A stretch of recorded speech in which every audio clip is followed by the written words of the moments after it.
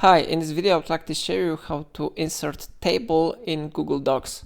If you want to do it, first you need to open Insert tab, and here you need to go to Table Settings. Now you need to select the number of the rows and number of the columns which you want to insert. For example, I'm going to insert here 3 columns and 2 rows. So I click on this one option to do it. How you see, table has been successfully inserted to our document, so now we can easily fill it with the data. So for example, I'm going to insert here letters. So I type here A, I type here B, I type here C, D, E, and F.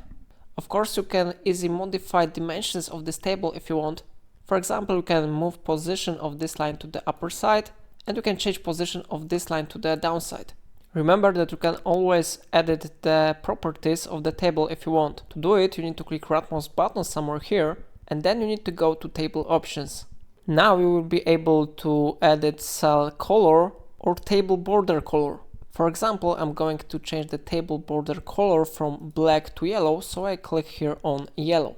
I will change cell background color too. So if you want to do it, first you need to select all table, and after that you need to click on the settings to change it from known color to any other color. For example, I'm going to select here green, and how you see, it has been successfully changed to green. So in this way you can easily create tables in Google Docs. If I helped you to do it, remember to like this tutorial and subscribe my channel. Please let me know in comment if it solved your problem.